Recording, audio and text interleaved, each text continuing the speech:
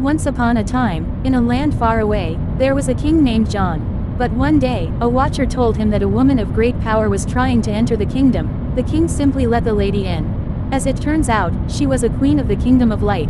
She told the king that she was looking for a king to marry. The king quickly accepted the request for love, and they had a wonderful wedding and had 2 children together. One being Evan and one being John, named after the king. John is great at art, brave and powerful, gaining powers of light from his mother. Evan is timid and shy, but they have the same phenomenon as where they can change the eye color depending on their mood.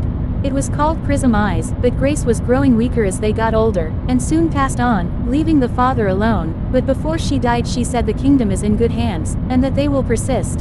The king passed away from assassination, and John and Evan having to move to a new world, so they moved to a different place called hometown, where John met Jack, and Evan was lonely without friends, except for John who was always with him. Jack told John about this closet, where a dark world was hidden. They went through the closet and fell to a place called the cliffs.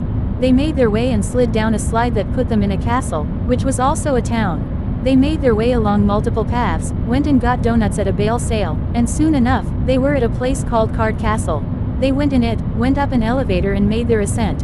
Once they got to the top of the castle, a loud roar echoed past the throne they were at, finding the king. They challenged Jack, John, and Evan, who tagged along, but took a long time to get to them. They took out a weapon of different sorts, and beat the king. Passing by, 10, sealed a fountain which sent them all back to hometown. Jack had an apartment but John and Evan had no home, so they asked if they could live with Jack. Jack said they could live with him, so they got to sleep on the couch. It wasn't perfect, but it was manageable, and they all lived calm and happy.